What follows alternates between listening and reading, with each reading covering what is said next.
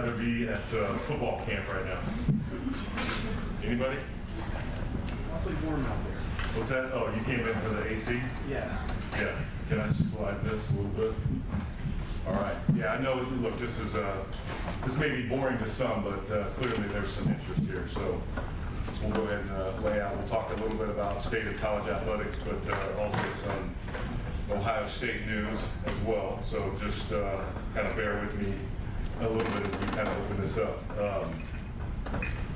So I just got back from our annual NACTA Athletic Director Convention. All the administrators, 6,800 or so athletic administrators gathered in Orlando. You know, fortunate to be the NACTA president for this past year. So that duty ended yesterday, passed the gavel off to the next president. But, you know, it really provided a lot of, I think, really affirmation about what we do. There's a lot of positive optimism, even though there is some uncertainty that we're still navigating. But, you know, I think we kind of try to bookend everything with, we're still going to go to class and we're going to play the games. And everything in the middle of that is going to be different, has been different. That's okay. We're all adapting. But if you think about those two fundamentals, academics and games, and then everything in between, I think that kind of lays everything out. So I've got a few things to do, but first want to acknowledge Janine Oman. She could not be here today on her retirement. She's been here, I won't say how many years, a long time. And she's just been so thoughtful, so graceful, just a tremendous leader, tremendous respect. And so we want to acknowledge Janine on her retirement.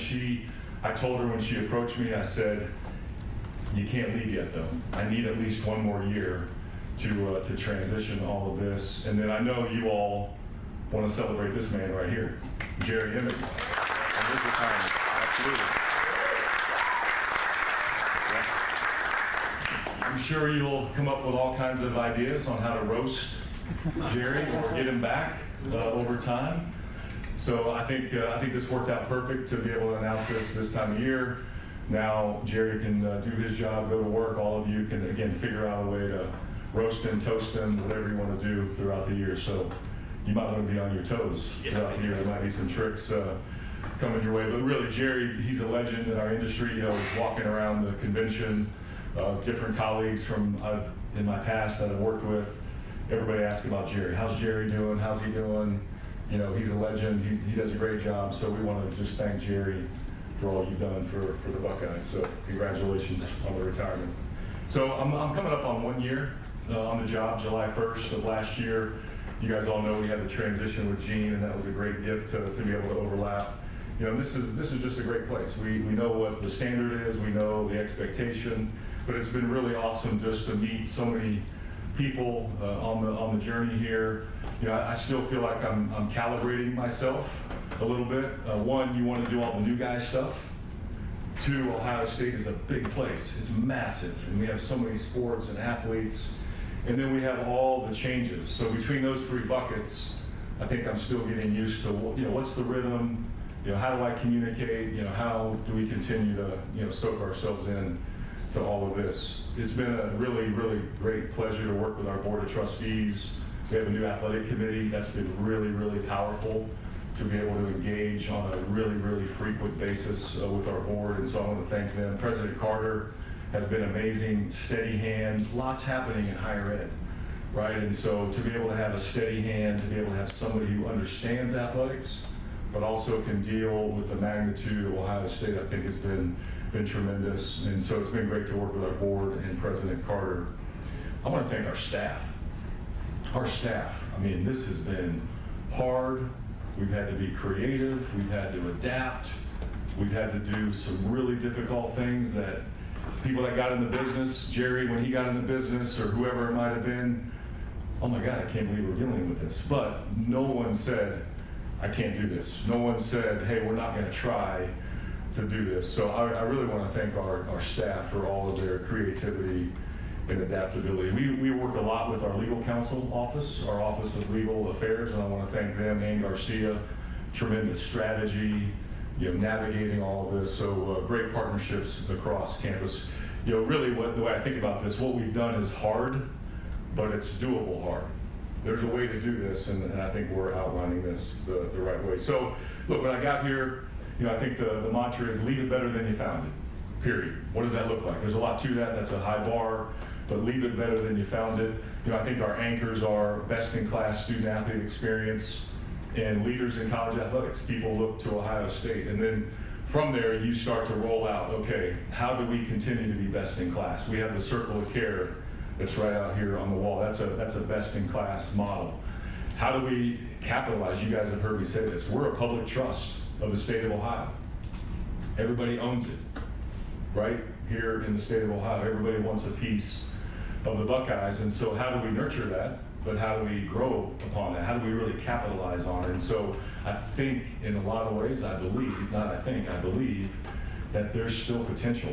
And that's kind of hard to do when you think about the brand of Ohio State, but there are so many elements that we can tap into. So how do we honor that tradition, but also be creative, be innovative? Commercialize is a word now, right? But how do we get more donors involved? How do we get more fans buying merchandise? So we're plugging into all those different elements, and we're going to make sure we capitalize on this. And then, of course, what's the right model for Ohio State? How do we be bold? How do we use our voice effectively? People, they look around the room and they want Ohio State to have an opinion, and that's okay. We take that with great responsibility. So there's a lot of things that we've been doing to try to, reflect on vision, but leave it better than we found it. Leader in college athletics, and then best-in-class student-athlete experience. A lot of cool things have happened. This is our best academic year ever, period. Best academic year ever, 3.4 cumulative grade point average. We have a 97% placement rate of our student-athletes this past year. So either they got a job, they're turning pro, or they're going on to some graduate school or some post higher education degree. So you think about that placement rate, 97%. We're still working. The 3% have something in the works, and so I think it'll be close to 100% here pretty soon. 506 academic All Big Ten selections. 36 of our 36 varsity teams had a cumulative GPA for this spring semester, and then 7 programs had a perfect APR score, including national championship football team. The only Division I program that had a perfect APR score, and of course, we won that national championship. We hosted 24 NCAA or conference postseason events, 59 All-Americans, 4 team national championships, 18 conference champions, and then lots of other individual statistics. We're 4th in the Directors' Cup. As we sit here today, we still have baseball and track, so maybe we'll toggle a little bit, but right now we sit here in 4th place after the spring sports that have been reported. And then if you think about what we do in the community, we hosted 3 major events last year in the SHU outside of football. We had a lot of football events, but we hosted 3 major events, right? Our Buckeye Country Superfest music festival for a couple days. We had international soccer, and then we had the stadium series. So 3 massive events. And if you look at all of the events that we had, I want to make sure I get these numbers right. We had 311 events in our venues, from Nationwide Arena to Mershon to Schottenstein Center to the SHU to all the things that we do, and that's a massive imprint on our campus. We had 1,900 events in our athletic facilities, from conferences to games, whatever it might have been. We've sold a record collegiate athletic sponsorship level of $40 million in sponsorship revenue. We're the only program that has that threshold. We had the best fundraising year ever, $80 million. And we have a total economic impact of all the things. You add all this stuff up, between games and concerts and events, over $800 million of economic impact. So really, really fascinating. We've worked on a lot of things. Structure of our department, we announced some things today. New revenue, expense calibration.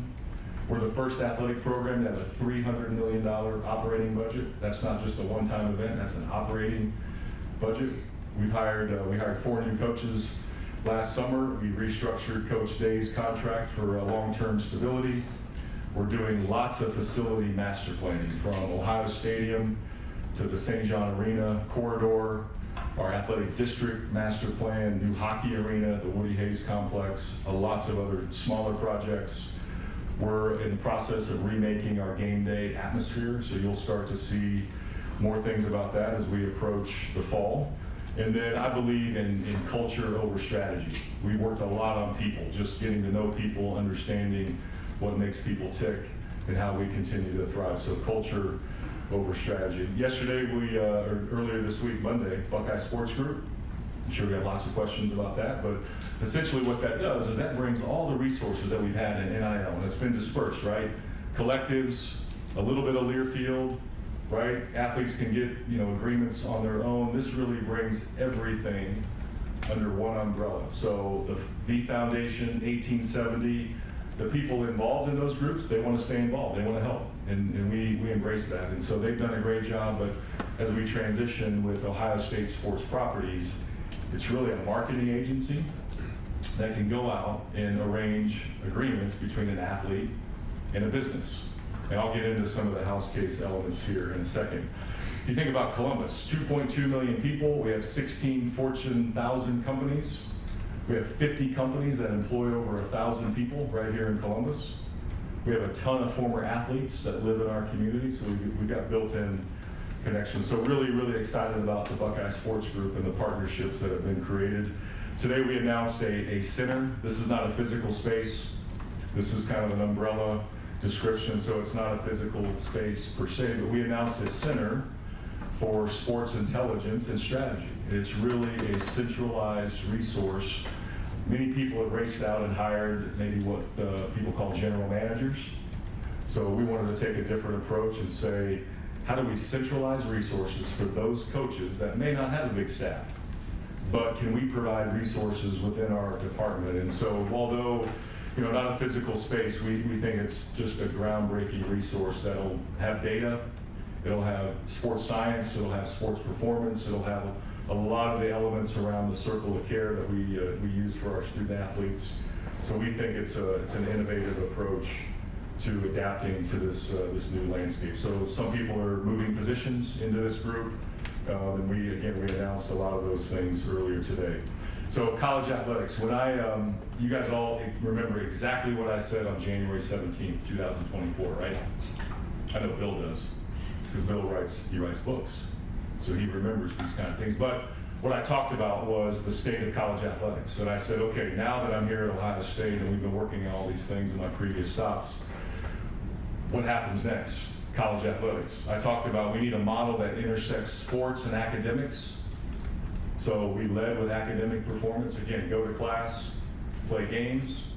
I talked about that. I said we need a model that looks after our individual calendars, transfer portal windows, recruiting calendars, playing schedule calendars. We said we need to chart a new course for the financial arrangement between the athlete and the institution. We have that now, right? We said that we need to sit down with our athletes and we need to hear from them. That's still a work in progress. What that looks like, we need to continue to work on that. We need to redo NCAA governance. So that's being worked on as we speak as it relates to the house case settlement. And so we talked about a lot of these things about, look, it's time to really just take action, right? We've been in the courtroom, now we're in Congress, we need some pursuits there, but we laid out all of those things. And so while there is some clarity around the house case, there's still work to be done. There's a hearing today in the House Energy and Commerce, right? And so there's a lot of activity happening. So we still need some work at the federal level. So I'm almost done, just bear with me. So Project 36. So how do we adapt? So we started Project 36 in the fall of 2023. I believe before I got here about, okay, we know house case settlement is coming. How do we do it here at Ohio State? So there was a lot of planning that took place starting in the fall of 2023. So for us, right, and we know what the parameters are, there's $20.5 million of revenue share dollars that can now be given to the athlete. And as part of that, anytime you add a new scholarship in any sport, whether it's 1, 5, or 91 like we did, that has to count against the $20.5 million, up to $2.5. Does everyone follow that? 20.5, 2.5 million in scholarships. We added 91. So therefore, there's $18 million to distribute to our sports, right? And so the scholarship piece, I don't think was widely publicized at the beginning, but anytime we add a scholarship, we have to count it against the cap. And so for us, we will allocate the 18 million starting in 4 sports: women's volleyball, women's basketball, men's basketball, and of course our football program. We really try to use metrics in a formula while also balancing some Title IX approach in this as well. You know, last year, numbers create narratives, right? We know what we're talking about, right? So Patrick's smiling, he knows what I'm talking about. So look, people want to run with numbers, and this is how much this is. The key point in all of this is more opportunity for athletes than ever before, directly from the institution. And so we're not going to get into calculating how much this program gets or that program, but it's 4 sports, it's 18 million cash, and then that'll grow by 4% a year. And then it can also have a look-in period based on, you know, new revenues that come into college athletics. So that's how we set it up. Those are the 4 sports that we start with. We hope we can grow that. We hope we can expand. We'll continue to work within that. You will also see College Sports Commission set up. So that got launched on Friday night when Judge Wilkin put out her order at 9:15 p.m. How many had put their phone away like me? I had set my phone away thinking end of June, and here we are making that announcement on a Friday night. But College Sports Commission, they will oversee, this is really a unique distinction, they will oversee the rules of engagement for the house case settlement. The NCAA will oversee rules of engagement that still live with the NCAA. So that's a very clear distinction. I was fortunate or unfortunate to be on the implementation committee on the enforcement subgroup, where we mapped out what should enforcement look like. How will rulemaking apply? How will penalties apply? And so we had an inside look. We wanted practitioners in the room. The Big Ten asked me to do that, and I gladly stepped up. So you're seeing things in the house case. Valid business purpose, right? Range of compensation, associated entities. That didn't come from us, right? That came from the house case settlement. So language specific to how this gets rolled out is in the settlement. It's a legally binding settlement. There's a cap management system that'll be with the College Sports Commission. There's NIL Go, which is the clearinghouse. I think I've listened to a few podcasts. I think that's a lot of questions out there about how NIL Go will work. And so you're going to hear all these terms. You're going to hear all, but that's in the settlement. That's in the settlement. And so never before have we had binding arbitration for student athletes.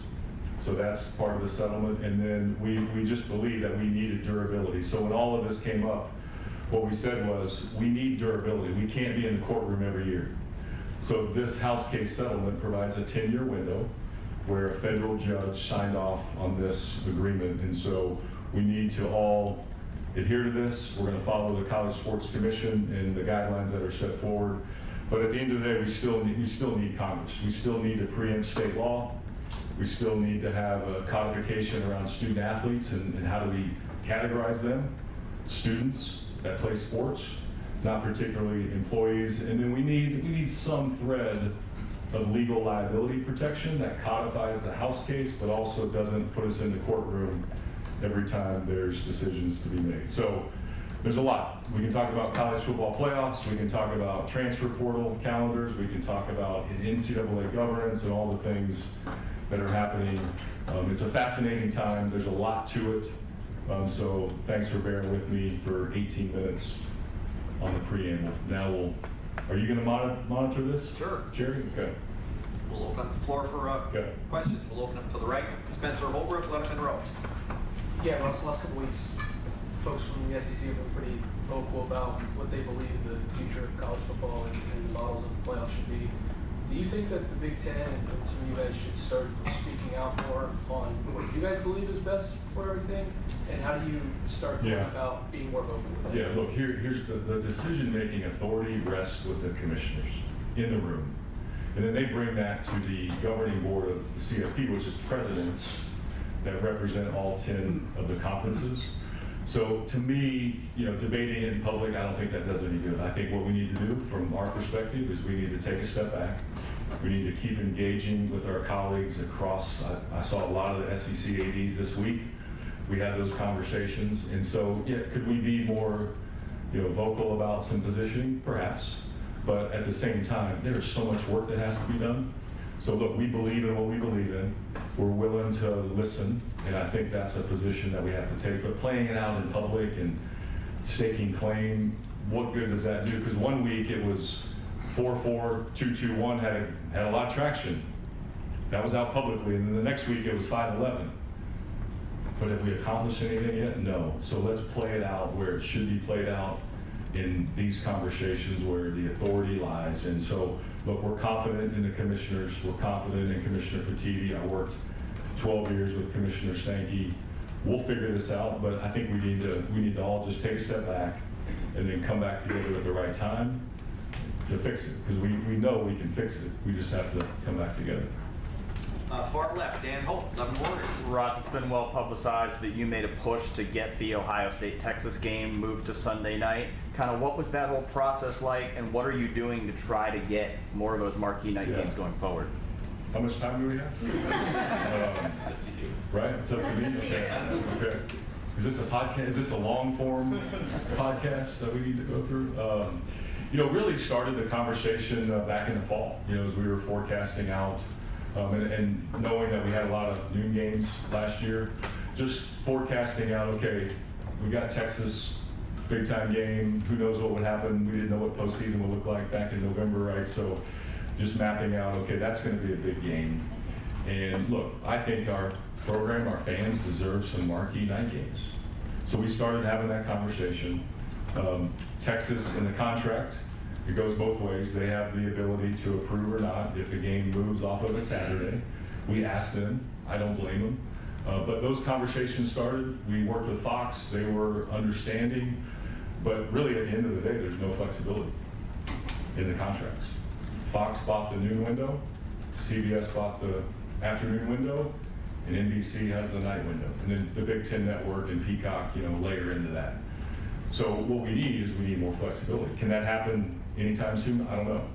But I think every program should deserve the right to have way more flexibility. We have carried the day for Big Noon. There's no question about it. If you look at the viewership, so we understand why Fox went with Big Noon. We understand why we're picked all the time, but we're hoping just more flexibility. That's what we're looking for. And so, I think Commissioner Petitti is going to work with our TV partners. We're going to continue to have those conversations, but can anything change anytime soon? Probably not, because those contracts are rigid and they're locked in for several years. You mentioned that Ohio State has carried the day. Do you feel like you guys maybe need to throw your weight around a little more the next time those contract negotiations come up? I think the question is, what does that mean? What does that mean when you say that? And so I think we can be firm in our positioning. I think we can show data on how we have carried the day. So we have said no to Friday night games. I mean, there's been some things that we have kind of drawn a line in the sand, and that's okay. But I think we need to be thoughtful about, okay, there's going to be a balance. We do have a TV partner with Fox. They're paying us a lot of money. They actually sub-license to CBS and NBC, right? And so what we're hoping for is that there's a little more collaboration because of that, and so we'll continue to express that. Far left, Whitney Harding, WCMH. Hey Ross, one of the questions around the settlement revenue share does bring up Title IX. How do you work that out with a sport with so many players like football to try to even things out? And I've asked you this before, I'll ask it again, does Title IX need an update? Again, how much time do we have? Look, we have an obligation to follow Title IX in several buckets. Proportionality of student body comparison to our roster comparison, and we're about 50-50. We're really, really close, and we're proud of the work that takes place to get that done. And then you have financial aid allocation, proportionality to your student body. So we meet those two prongs. The revenue share in the NIL world is not subject to Title IX per se, but we do have an obligation to support our female athletes just like we do our male athletes. That's the one great thing about the Buckeye Sports Group, is most of the collective work has been male athlete dominated. The Buckeye Sports Group allows us to spread out the attention. So we can promote 100 female athletes and 100 male athletes just the same. Now the market may dictate different numbers, but from a Title IX standpoint, we think we'll be in a better position to support our female athletes. The back payment, I know there was an appeal yesterday. We'll let that play out. I think they did a lot of analysis on that piece as well, but for us, we know that we use metrics for market-based revenue share allocation. We had a proportion for Title IX, and we think that's a good approach. And then with our Buckeye Sports Group, we'll be able to promote our female athletes like never before. I have one that's like maybe step 50 while you guys are on step 10 here. International athletes, with as far as revenue share goes, because they come here with student visa, Yeah. that's a work visa. Right. How does that work out? Yeah, we're going through that right now. I know President Baker mentioned some things yesterday in his press gathering at the NACDA convention. It's complicated. We don't want to compromise our international athletes. Obviously, we'll get legal advice on what the right approach is. So it's a little bit of a moving target from that standpoint. The most important thing, protect them and their status, but also, is it viable in the market? And those things are being played out right now. That way again, 24/7 Sports. Well, yeah, so the 18.5 million, 18. okay. 20.5. 20.5. Minus 2.5. Okay, 18. A lot of math. Will you strictly be the person who says this percentage will go here, or do you have a committee of your top advisors that are helping you figure that out, or how would that Yeah, work on a look, basis? a lot of programs raced out and announced, and they really followed the House case settlement allocation, 75, 15, 10. What we did is we used metrics. So we said, okay, what does football drive? What does women's basketball drive? What does volleyball drive? And then we came up, knowing we had 18 million, what are some metrics that can put some parameters around how to allocate it? So that was a process through a lot of data, a lot of studying that our staff put together. And then at the end of the day, okay, this is where we think football is. So yeah, I signed off on that, was a part of that discussion. And then we'll give those allocations to our coaches, and then they'll have to decide how to divide it up. The other great thing about our scholarship model is in the past, you had a equivalency model, so baseball had 11.7, and they had to divide that up. What we did in this model is we said, okay, baseball, your cash equivalent of 11.7 was this. We're gonna add this to your model, and then Coach Hare will have the ability to spread that out as he sees fit. So he will almost have his own sort of scholarship cap within his budget, but he can spend that as he sees fit. And that's the great thing about our intelligence and strategy center, is that we'll be able to provide central resources to all of our coaches. But really, the sports have to decide the revenue share bucket, the scholarship bucket.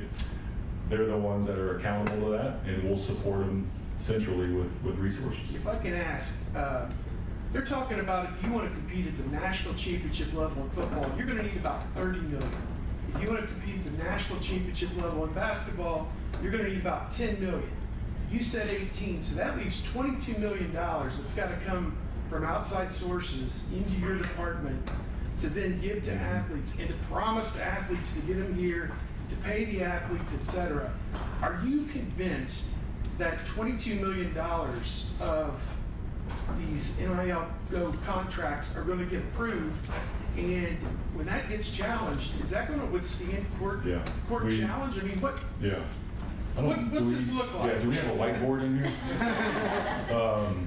Look, here's the thing. It all depends on when. So what you just described is, when does that money get counted? So we have been in an environment the last 4 years, and then when Collective started, that there wasn't necessarily a valid business purpose between a collective and an athlete.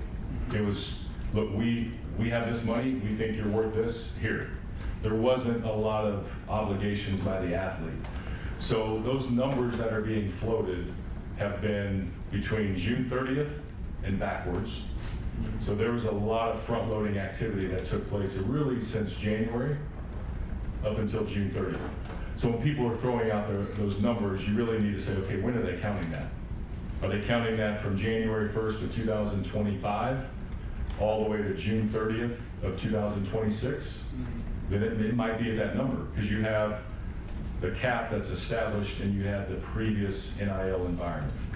Going forward, you will have your cap. Everyone will have the same number. And I would think most of the Autonomy 4, Power 4 programs have a similar distribution model to us, especially when they added scholarships. But anything above and beyond that has to go through the clearinghouse, has to go through NIL Go, has to be approved. And it has to meet, again, valid business purpose. If it's an associated entity, it has to go through the system. And it will meet a range of compensation for a similarly situated individual. I didn't come up with that language, Deloitte didn't come up with that language, the commissioners didn't. That was in the settlement negotiated between the plaintiffs and the defendants.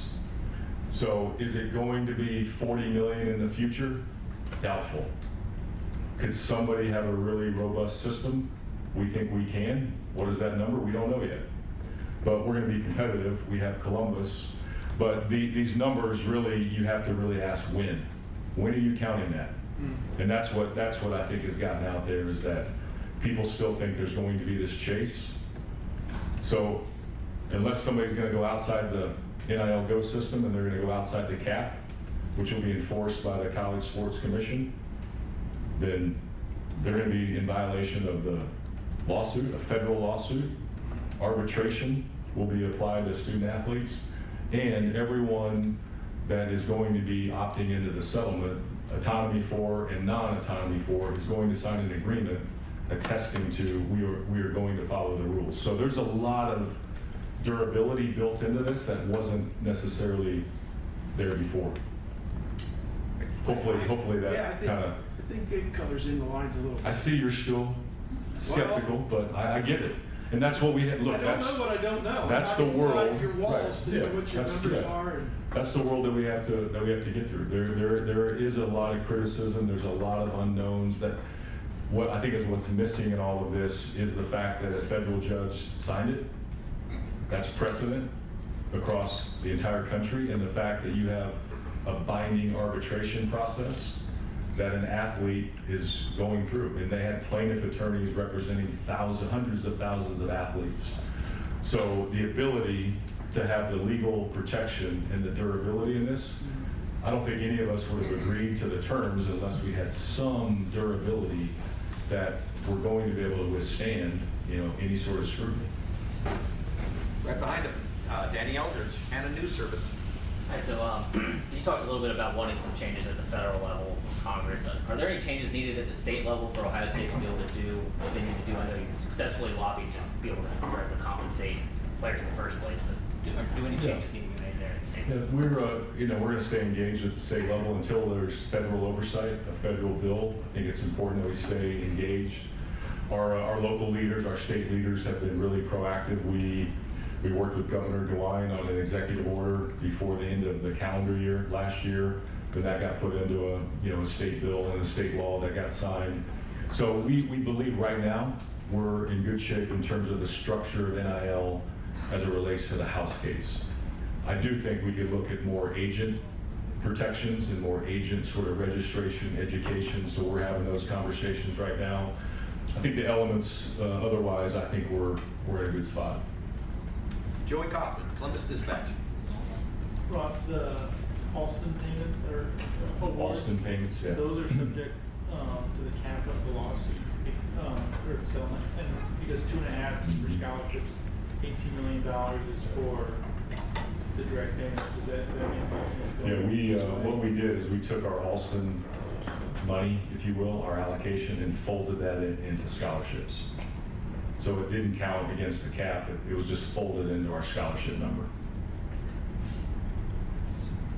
Does that make sense? Yeah, so we added more budget to, like, baseball. I use baseball as an example. So part of their budget before was Alston money. We just folded that into their new scholarship allocation. So it was counted as a new scholarship. It wasn't counted as Alston payments. Alston payments in our category have faded into more scholarships, if that makes sense. And with the involved in the 4-year funding for in terms of the Bjork payments, and then football and basketball probably people expect it, but what made women's volleyball?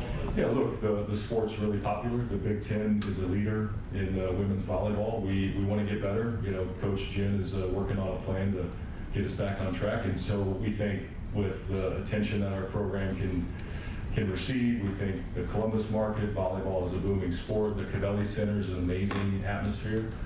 So we thought volleyball could be a sport that, you know, could drive more revenue, but also the attention that it gets within the Big Ten. Tony German, Buckeye Huddle. Ross, do you want to share what the metrics are in terms of what each of those 4 sports are going to get of that 18 million? The specific numbers? Yeah. No. That's what I mentioned at the beginning.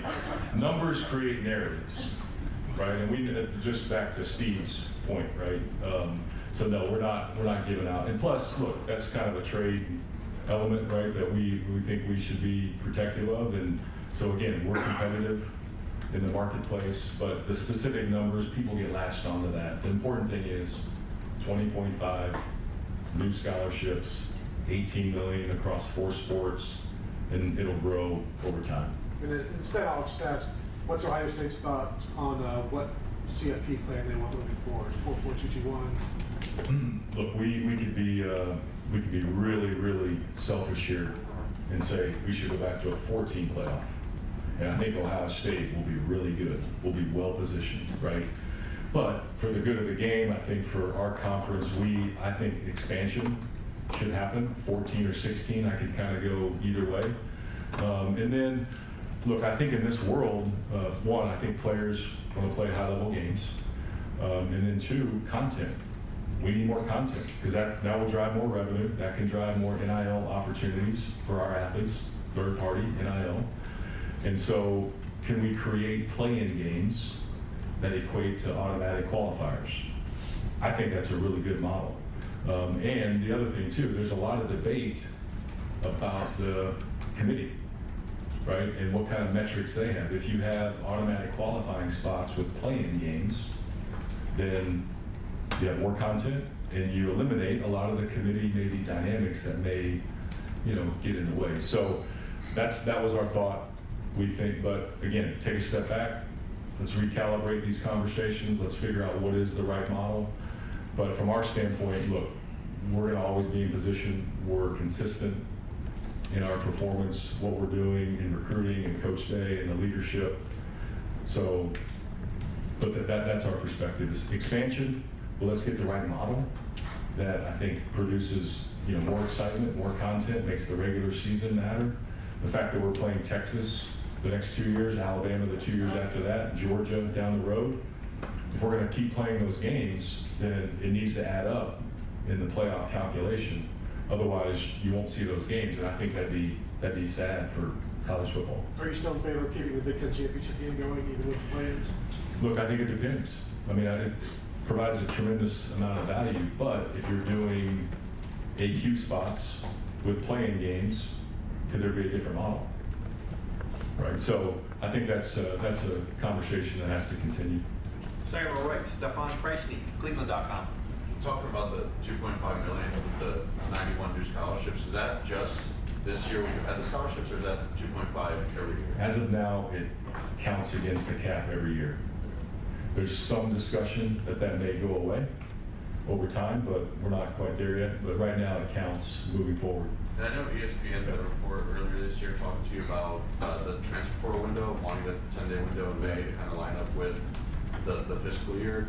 Is there progress being made toward that? Do you think the football calendar could be changing anytime soon? Yeah, one of the unique challenges about where we are right now is you have College Sports Commission governance, right? House terms, settlement, logistics around that. And then you have NCAA governance. You know, there is a question, where should that transfer portal sit? Should it be governed by the College Sports Commission as it relates to those autonomy for conferences? Or should it stay with the NCAA? So that conversation is ongoing. I'll stay on the implementation committee. And what we want to do with our group is we want to have a recommendation on a comprehensive calendar. And that's the thing that we need to really get to is we should have a calendar. Okay, what does it look like from, let's say, July 1st to June 30th? And we'll just use the sport of football, right? What does training camp look like? What does the season look like? We should have 2 bye weeks, I believe, per year, because that's better for the players, especially if we're playing more games. But some years you have 2, some years you have 1, and it's all a fixture of how the calendar falls. So I think we should have 2 bye weeks, and then where should signing day? I mean, all of our official visitors, or 95% of them, are in the month of June. If those young men and their families are ready to make a decision, can they sign now? Or can they sign at a certain date once they take their visit? So that has to be layered in. The college football playoff schedule has to be layered in. When do you transfer? If we ever say that we care about academics and we want to live by that, then I think the transfer portal window should be in the spring. And then now that you have a revenue sharing contract where you will have an MOU with an athlete, from a fiscal management standpoint, it's better to put it in the spring. So where it sits, who has authority, how it gets done, that's all being debated right now. Does it go back to the D1 Council? Does it live with the College Sports Commission and our implementation group? Does it live with the commissioners? So we have to keep pushing that. My colleagues and I in the Big Ten, we want to keep pushing that. We'll collaborate, we'll communicate, but we think we need to get that done sooner rather than later, because fall will be here soon. And all of these things are going to be on top of us, and we need to have that transfer portal window cleaned up, for sure. Austin Ward, 97.1. Ross, you said go to class and play the games. Those are the top priorities, getting all this fixed. Why is it that there's either philosophical resistance across colleges or maybe state legislative resistance to the idea of employees? It sounds like it's a solution, but it never seems like it's one that is seriously considered. Yeah, that'll be a continued conversation. That conversation will not go away, whether that is in the halls of Congress from a federal standpoint, whether that is a local discussion. You know, there's a lot of complications with it. It sounds easy that this would be a single source and this is how you do it, but you think about the fact that they are students. You think about what is sort of the work, if you will. We know there's a lot of time on it, right? And so I think the balance of the class, the type of work, the requirements, right, that are embedded in there, and then you take in state law, right? Each state has a different set of laws governing employment, governing collective bargaining. So you layer in just a lot of complications when it's just easy to say employment. Listening to this hearing today, there's a commissioner from a conference on the East Coast, and she was talking about if employment happened in her conference, she may be down to 2 sports, 3 sports per program. So the economics of it then layer out as well. So just a lot of moving parts. You know, could we ever get to a structure where they're codified as something, right? Independent contractor, whatever, and the employment piece is kind of separate, then I think we need to continue to have those conversations. I've heard from a lot of labor attorneys over the years that it's really, really complicated. And so we need to continue to flush that out, and that conversation is not going to go away. And when you go back to the revenue sharing cap here, for Ohio State that may have been able to go well beyond that, I guess there's a notion that this will level the playing field for college athletics. Our priority, I think most of us in here is talking about football. It feels like this move and capping at that number would be a net negative for Ohio State football. Do you agree that it's leveled the playing field, and would that be a concern for you if you could have exceeded that for this program? Well, look, everybody has the same number. That's again, federally mandated by a judge, right? 22%, which equals $20.5 million in the first year. Again, back to what our colleagues are doing across the country. Most programs are adding scholarships, and they're touching that 2.5. So everybody essentially is going to have 18 million. How they divide that up is up to them. Again, we think we're in a really competitive spot, and then if you layer in a third-party NIL environment, back to the numbers I gave, we're in a competitive spot. So now we have to orchestrate that, we have to arrange that, we have to make sure it meets fair market value. So Ohio State football is a built-to-last championship brand. That's not going away. How we navigate it is going to be an evolution, right? How other programs may, there's a lot of studies on this, right? Basketball, NBA basketball, Supermax. They load up on 3 players, and then the rest are like way below average. How do programs do that? Do they load up on 10 players at key positions? Right, so all of this is going to really, really be a thoughtful process. I know with Coach Day, with Mark Pantoni, they are going through analytics on value per spot. Having Matt Patricia here from the NFL experience is tremendously valuable. Thoughts on, hey, this position in the NFL's valued at this level. You can apply that to college. So we will always be at the front of the game from a competitive standpoint, but others will have essentially the same resources. So then it's a matter of how do you continue to recruit, to a championship brand, and we're going to be right there every year. Far right, Kellyanne Stitz, WSYX. Ross, the Center for Sports Intelligence and Strategy. Yeah. Can you provide an example of what that group, like projects that they'll be working on, and like what kind of GM advice they would give coaches? Yeah, look, it'll vary from how do we schedule non-conference from we'll say RPI. Not every program uses RPI anymore, but who should we schedule? That will help you get in postseason, right? So it'll be things like data analytics around scheduling. It'll be things like, okay, the fact that baseball has more money, keep using baseball. It's an easy example because of the scholarship restriction was antiquated for so long. Okay, do you want to go more out of state? And here's talent acquisition, what out of state looks like, or do you want to go more in state? Because Ohio has pretty good baseball. And really providing Justin maybe with a roadmap, and then he can make a decision. So analytics on how to spend scholarship, analytics on how to spend the revenue share, the NIL payments, and then just how to be smarter around, we have a great sport performance unit here. How do we take that and give all that resource to all of our sports? So just a lot of consistency across the board, how we do budgeting, how we do scheduling, how we do coaches' contracts, all of that can now sit really in a central center, like we talked about, that I think just gives our coaches a cutting edge, performance initiative. That's the whole goal behind it. We want all of our programs to compete at the highest level, and we were kind of scattered with maybe how we oversaw sports. And one administrator might think of it this way, and another one might think of it this way. This brings collaboration to the table. And then a quick one too about the Buckeye Sports Group is your guys' unified approach to NIL in-house. Could you provide an example of what they'll be doing? Is that handling contracts, and marketing strategies, and things like that? Fundamentally, they'll be taking companies that are already, doing deals with Learfield, Ohio State sports properties, going out seeking new deals and matchmaking athletes with those companies. And then, yes, they can get into contract discussions. The payor will be the company. The company will pay the athlete, but they will basically help arrange all of that. And then there's content that they'll help with. There's storytelling that they will help with. There's communication with our coaches in each sport. So it's another central source where before we had different buckets and Learfield was doing some things, but now it's a more robust.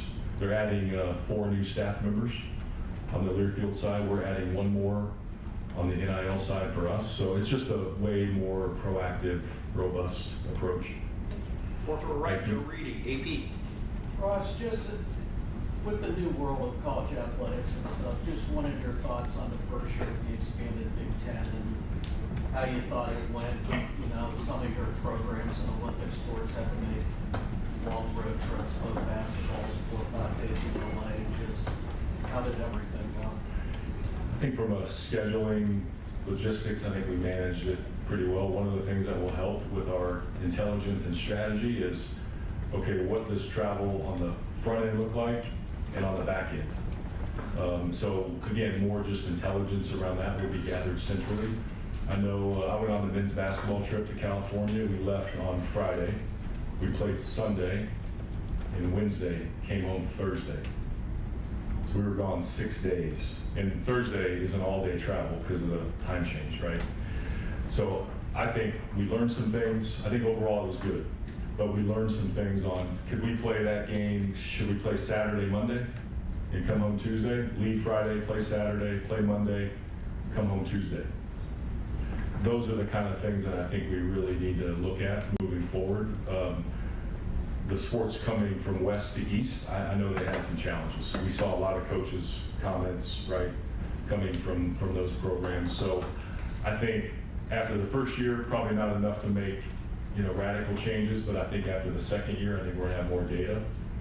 We're going through a process within the Big Ten to really have them hone in on scheduling and processes and timing and kind of who travels when and where. So I think overall it worked, but I do think that the wear and tear of going from west to east is an issue, and then I think how we schedule games when we go out there, there's some cleanup that I think can happen, but overall, really good. Our athletes enjoyed it. Our alumni bases in all those cities enjoyed seeing the Buckeyes playing a conference game. You know, so there's some cool elements to it that I think will continue, but there's some things that I think logistically we can clean up. And then just on noon kickoffs for a second, there's a bill in the Ohio legislature right now in committee that's trying to ban the noon kickoff, or especially when it's two top 10 programs. Just, have you had any correspondence on that? And just also, how much do you hear from fans and different people about, since noon kickoffs seem to be the bane of most people's existence? Yeah, maybe I shouldn't say it. I'm not going to say it. I won't say that. I think we could. There's a location we could probably have the hearing where a lot of people would come, but we won't do that. Look, I get the intent. Again, really complicated. We've already signed these contracts, so look, there's communication about that bill. You know, again, we get the intent, we get the spirit of it. I think that's the cool thing about being in Ohio is that everybody cares, no matter what corner you're in or no matter what the issue is, people care, and so people care about that issue and they want to talk about it. So if this is a way to bring light to it, don't know where it'll go out of committee, but if this is a way to bring light to it, we're okay with that. We're okay having those conversations. So not a linear path necessarily on that bill, but we'll pay attention to it. Folks, we've got about 10 minutes. I'll try to get everyone in. Cameron T. Robinson, The Athletic. Ross, you talk about the alumni base and how it's probably one of the largest alumni bases in the country, just wherever it's at. How much did that play into this Buckeye sports group, knowing so many, you mentioned Columbus, but there's so many different places you can tap into for that? Yeah, look, I think that goes back to what I said earlier about there's still so much potential in all these different categories, whether it's, you know, alumni engagement, donor engagement, retail and merchandising, fan experience, sponsorship, whatever the category is, there's so much opportunity to grow. So yes, part of the analysis was how do we, again, continue to capitalize on the brand, continue to capitalize on the city that we live in. We show these numbers to recruits. Hey, this is how much population's in Columbus compared to other locales. That's a powerful story. So all of that plays in. The fact that we have a large number of former student athletes who live in Columbus, I think that's really fascinating. So we launched, we hired a full-time person for the Varsity O Association. It was a board-led group. There wasn't a full-time staff member. We want that person to go out and engage with our former athletes. So all of the touch points, we need to staff up. We need to have a plan to execute on that, but it layers into everything, this power. And the really cool thing about it is they may not have gone to school here, but they grew up in Ohio, they moved off somewhere else, they're automatically a Buckeye fan. So I don't know how many people, countless people that I run into in that category. Countless. So that's the part. How do we really reach those people? How do we use data to reach those people? How do we use outreach? How do we do a statewide tour? Can we get our program out? People are always driving to us. Can we take us to them? So those are all the things that we're mapping out. And you mentioned the football program was a built to last championship program. I'm curious, now that you've been able to kind of see it up close and behind the scenes, what is it about this program that stands out that really its consistency level is higher than everybody else's? That word right there, consistency. And you know, that's not just on the wall. our players can recite that. So I think the fact that there's competition, but there's love, the fact that there's the brotherhood, but yet we're going to go out on that field and we're going to represent the highest level. There's so much pride. What I say is we don't have to take shortcuts. We definitely don't take shortcuts on the field. Shortcuts, socially, behaviorally, and then academically. So that's the standard. And so to me, it's the consistency of how Coach Day leads that I've been really, really impressed with. And now the fact that we have this behind us, right, the championship behind us, there's wind even more so in the sails, and we're going to capitalize on that. Pat Murphy, 24/7 Sports. Ross, you mentioned game day experience, specifically football. I know you talked about it before, but without maybe going into details that are going to come out later, how important is that now that you've had a year seeing all that, and what do you want to get that maybe we haven't seen? Yeah. More night games. We've already covered that, right? Look, I just think that fans they want to modernize. They want to continue to innovate. They see these other things happening around the country. I think we saw what happened in the Tennessee game, right? And that script had to be different because it's dictated by the CFP. And so I think we learned a lot. We were already studying things before that, but we learned a lot from that. So when we play music, how we play music, how we have to do sponsor obligations, but how we do that, can that look different? How we recognize, former athletes, award winners, we have this famous ramp, right, that the band comes down. How could we utilize the ramp during the game for recognitions, right? The victory bell is really symbolic. What can we do with that? So it's kind of taking the traditional elements and overlaying that with new ideas, whether it's some new music, whether it's different elements that just incorporate our history. Somebody asked me, one of our staff members asked me yesterday, what's been the really cool thing? And I said, really embracing the history here. There's so many powerful stories that if we weave that in, it's going to connect people more. So those are the kind of things that we're putting together. We are working on new video board, new LED ribbon boards. Can't happen for this year. Hopefully by fall of 26. So those things are all being sound system as well, a distributed sound system. There's always going to be continued improvements around the shoe, but game day atmosphere, I think, can just take a lift. And it's really about just adapting to the times. It's modernizing. It's cleaning a lot of things up. It's taking our script and kind of making some things shorter, layering, just different elements that I think, the plan is really, really strong, and I think our fans are going to gravitate towards it. Adam Jardy, Columbus Dispatch. Well, see, you're going to have programs under this model that are going to be dealing with potentially significantly lower NIL budgets than what they've been accustomed to these last few years, and there's different schools that prioritize different sports to varying degrees. You're working with a program that might be top dog somewhere else that isn't at Ohio State. How do you expect those programs to make up that ground? Yeah, look, we got to continue to have a great culture. We've got to recruit at a high level. We've got to have a good strategy, right? And then can you have a third party? Can you have the right kind of players that are going to drive a market on the third party side that, again, has to go through all the systems? And look, this is just a one moment in time. This is a 10-year settlement where this number is going to grow. So this is the starting point. Next year, it'll be a bigger budget. If the $2.5 million comes out of the calculation, you'll have that to work with. So I think people get fixated on the moment, knowing that, look, this is a long-term approach. Our programs are not going to go anywhere. We're going to continue to invest. We have a great brand. So we have to help, and we have to be creative. I know in the basketball world, people are worried about basketball-specific programs.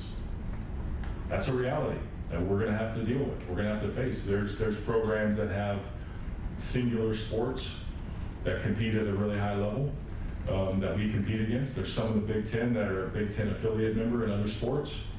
Could they go all in those sports? They might. And we'll have to deal with that. We'll have to understand that. So, look, we're not going to panic.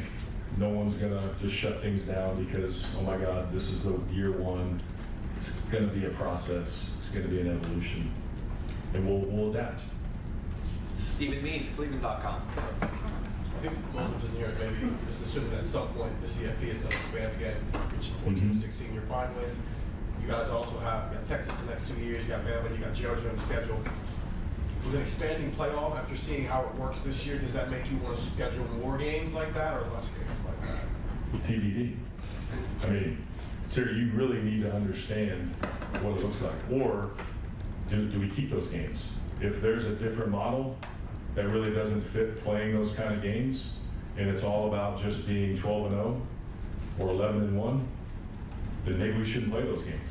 So I think you have to put everything on the table. So I wouldn't say, we're not racing out to schedule out into the future. We want to see what this looks like. Right now, those games are on the books. But you know, the SEC has a decision to make on do they go to 9 games. We definitely think that consistency of conference games, the number of should apply. If we're going to have all these models, playing 9 games should be consistent across every conference. So that is a position that I think is real. So how these non-conference games play out, I think it's too early. But we're keeping them. We'll embrace it. We'll go play. And you know, they have to do the same thing. They got to play us too. So I think too early to tell what the future is. I know you're starting with the 4. Mm-hmm. You don't get parts revenue share, maybe that goes up, maybe that doesn't. You know what happens here.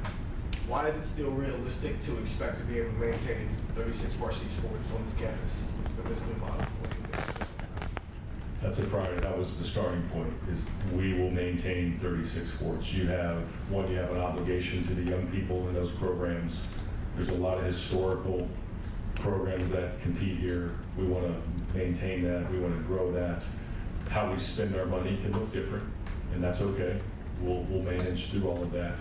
But the obligations to those young people, to the fans who support those programs, then you have some legal things, right? You have Title IX. You got to balance all of that. And so the risk profile of dropping sports, if you look historically, is typically not good for programs that do that. So the starting point was 36 broad-based opportunities. So we're able to handle it. We can generate the right kind of revenue. We've recalibrated the expenses the right way. So to me, it's the right thing to do. Based on legacy, based on history, based on opportunities for those young people. So we're going to maintain that. And again, this is all an evolution. Where are we 5 years from now, 10 years from now? How do revenues continue to grow? Expenses are probably not coming down, right? So we'll have to continue to adapt, but that's really the priority. And we're gonna stick to that, because that's the right thing to do. Folks, we have 4 more people that need questions. I'm going to leave it at 1 question per person if we can. Andy Anders. You guys thought this was a boring day, a boring subject. This has been something you said since you arrived here too, but you said earlier that NCAA governance needs to be redone. And in your mind, what should the NCAA's role be in governance going forward in college sports? Well, look, the House case codified, right, the logistics around revenue share, roster limits, right, third-party NIL. Those are still NCAA rules. They're just governed separately. So NCAA academic requirements, right, playing rules, playing hours, that carry hours, countable athletic-related activity, those kind of things, officiating, championships, obviously, those things we believe will all remain. But you have to really get into the decision-making structure. Division I, we all acknowledge, is too big, right, from a decision-making standpoint. And so how do you restructure the decision-making, knowing that we want these fundamentals to continue? We need academic requirements. We need APR. We need measurements. Things can adapt and change, but we need that kind of structure. But really how you make decisions, that structure really needs to change. So commissioners are leading that. Charlie Baker has put committees together. The D1 Council is being remade from a voting standpoint. There's different proposals out there. It's really cleaning up a lot of those things. You're hearing talk about NCAA tournament expansion on the basketball side, both men and women. So those things will continue to remain. So there's a lot to it. And now, I think now that we have this set up with College Sports Commission, there's still work to be done, but now I think you really focus on the NCAA governance piece and cleaning those elements up. Back right, Jeremy Birmingham, 97.1. Ross, in the last few years, it seems like the enforcement arm of the NCAA itself has sort of become irrelevant and moved. How is the CSC like more valid when it comes to enforcement? And what can they do that the NCAA couldn't? Yeah, it's a great question. Really excited about the hire with Brian Seeley as the CEO of this new group. He now has to build out his staff, has to build out the structure. We've given him kind of a toolkit of enforcement processes, potential penalties within that. Again, all related to the cap, all related to the House case. You know, the NCAA stuff will still be separate. The fact that there will be a binding arbitration process is unique. They'll have access to information through that process that we couldn't get, before. The fact that this will be a much more efficient, linear, direct process. No more judging of our peers. We used to sit in these committee on infractions rooms and you'd be judged by a faculty rep and another athletic director. And so this is a single source decision-making authority, very similar to the pro model. And if you look at Brian's background, that's where he came from, obviously, but you look at his legal background, that's the kind of person that we all say that we wanted, and I think we hired the ideal person, and it's going to be just faster. Will they have subpoena power that the NCAA lack? Outside of the arbitration, no. But if there's things that intermix with the arbitration, then yes, they could have access. But direct subpoena power, no. That would have to come through another process. You'd have to pass a law, you'd have to have another court case. But on the arbitration with the athlete, yes, that'll be a part of it. So look, in our minds, it's a much more cleaner, linear, efficient, direct process. And frankly, the rules are not that complicated. The cap will be hard institutionally to go over. If you submit a deal through the NIL process and the athlete and maybe their agent disagrees with it, there's arbitration. It's all the other stuff that has to be enforced, right? Paying outside the cap, paying outside of NIL, not reporting a deal. The rules of engagement are actually not that complicated when you think about it. So the enforcement with that group will be really narrow in terms of what they're going to oversee. Far right, Kevin. That's a new part too. Sorry about that, Ross. Yeah. Kevin Newton, Buckeye Huddle. Yeah, I had a much cleaner question 30 minutes ago. I'm happy to adjust it as time goes on, but more content. Yeah. Obviously we know that you're kind of hamstrung by the new contract for the games there. One of the biggest complaints is sleepy environment. Fans haven't woken up yet. Obviously we've seen some moves toward premium seating, the 1922 club, what's happening in the south end zone, moving the fans to the north side. How do you find that sweet spot, though, of creating these additional revenue streams that are necessary to grease the wheel that is college athletics, and to find things? I mean, fans do look at the Tennessee game. Fans do look at Penn State, where it is. I mean, it's a different building. You can't compare building to building, but it's a much louder environment. How do you find things that are going to maybe address some of these sleepy crowd areas? Yeah. Look, I think technology can help, right? So we're addressing the technology piece of it. Flashing lights and things like that. If we always have noon games, then flashing lights don't work. So we need more night games. We'll talk about that. So I think there's some technology pieces, but again, I think it goes back to how do we weave in traditional elements, but modernize music, or when we play certain music, and really have a call to action. We're by moving the band going to the north, the Block O group expands. So they'll have more in the Block O membership block. So what can we do to engage them? Can we give them something that people can, that's our symbol, right? People have towels, people have pom-poms, whatever. So working on elements like that. So it's fan engagement, it's increasing, I think, student energy in a lot of ways, and then it's kind of how we script the game.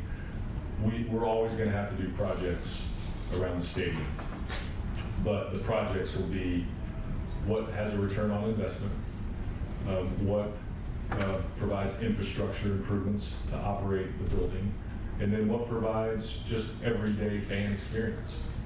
We have to really think of those three buckets every single time, knowing that it's an aging stadium, knowing that, yes, we do need to make money. And I think there's a lot more that we can do from that standpoint. But this year, we also added 2,000 tickets that don't require a donation, and we lowered the price. So how do we continue to do those kind of things so that we can speak to all of our fans, and that when they walk in there, they're like, okay, I'm coming back. So all those things, concourse improvements, wayfinding, we have a lot of infrastructure things on our concourse, like dumpsters and things like that. How do we get those out of there to clean things up? We don't have a place to put them right now, so we have to build that first to remove them. So those are all the things that are in the works. We're doing a comprehensive master plan study on the stadium that I think will yield over time the right outcomes. And final questions, Bill Rabinowitz, Columbus Dispatch. Just generally, big picture, what do you think of the House settlement? What do you like most about it? What do you think are the flaws with it? And what would you like to see out of federal legislation if that ever comes? Yeah, look, clarity. Clarity of a model that is durable, based on a federal judge stamping it, based on the athletes having more things than they've ever had before, on both sides, on the arbitration side, on the revenue side. The fact that we do have a new enforcement entity that's outside the NCAA, there's been frustrations with all of that. So I think really the main thing is clarity. Does it solve everything? Does it solve the employment piece? No, it doesn't. Does it address Title IX and how that plays out? No, it doesn't. So it's not perfect, but it's progress that we've never had before. It's transformational progress. Congress, really, we think it's a simple approach. State law preemption, so that way there's federal oversight. Some category of what the student athletes are called, employee or not, or otherwise, right? And then just some kind of legal liability protection, that we don't constantly get sued every time we make a new rule, every time there's an enforcement measure, that we can have some just sustainability around the collegiate model. That's what we hear. We hear there's interest in Congress, there's hearings that are taking place, there's drafts, but we've got to find the pathway to get the action where there's actually a bill that makes the floor and passes. Because with Deloitte, the main thing essentially are the umpires in this thing, and say yes or no to an NIL deal, right? And what I've seen from a lot of people is that, well, that's never going to stand before. Somebody's going to challenge that and say, who's to say what market value is? Market value is market value. I think what people are missing is it already has stood up in court. It was approved. The settlement allowed for the autonomy for conferences to create rules of engagement. The rules were then created based on valid business purpose, a range of compensation, right, and associated entities. So that's what I think people are missing, is that a judge already signed off on this. And there's arbitration, which is really hard to pierce. If you really look at history and precedent, I'm not an attorney, I don't pretend to play one, but we get a lot of advice, right? It's really hard to pierce a federal court decision, and it's really hard to pierce arbitration that is binding by the court. So that's the part that people are not capturing in this whole structure, is that a judge already decided. You can make rules. The rules have been set, and now there's arbitration for the athletes. So, look, is that to say that there won't be anything? No. But it will be really hard to penetrate, again, the court order, the settlement, and the arbitration process. There's no other way to talk about it other than this is what's been laid out in black and white, and we have to live by it, we have to stick to it. There has to be teeth when there is violations from College Sports Commission. And so, again, a lot of this stuff is fluid, but it's the right model that I think all of us are saying, this is clarity. Let's go, let's put all this behind us, and now we can all move forward. Can I just get one more? Do you have a number in mind about what the third-party revenue target is? Yeah, I mean, we have some things that are in the works. We have a lot of activity. Our Buckeye Sports Group has been, circulating and socializing a lot of this. So we're in the market, but now we can really be in the market. So a lot of that will pick up, but there's not necessarily a number in mind, because you want that to just grow, and you want everybody that has an interest in being a part of it. That's where using the volunteers, our donors who have been involved in our collectives, we need their expertise, we need their contacts. So it'll continue to evolve. I got just one question following up what he's just asked you about. Are you concerned, or are people in the industry concerned? I get what you're saying, that the court has set a precedent and come out with this ruling, but this applies to people who've never agreed to any of this. The current student athletes have had no say in where this is at, and I would think the court would be sympathetic to their plight and say, you never agreed to this arbitration, you never agreed to any of these provisions. Wouldn't the court, is there concern that a party that never bargained for any of this is going to be held to it? I'm going to try to stay in my lane. I'm not an attorney, but they did represent a large class. There was a class action that was certified by this whole process, so they did represent a large class of people. There is the ability for future athletes to opt out of it, right? So there is some protections for future athletes. Again, is it 100% foolproof? No. But again, piercing a federal court order, federal judge, all those things like I talked about. So that's what we have to move forward with. Look, in talking to our athletes, they want clarity. They want to know, okay, if I do this, okay, and I do 5 appearances, this is what I'll get. They want that clarity. So I think most of our athletes, they're embracing this opportunity because they want the clarity that just hasn't been there. Hey, sign this deal over here with this group, and then tomorrow you're going to sign this deal, and then, hey, a month from now you're going to do this. But we need to bring clarity for the athletes so they know the rules of engagement, and this is what everything in this settlement provides.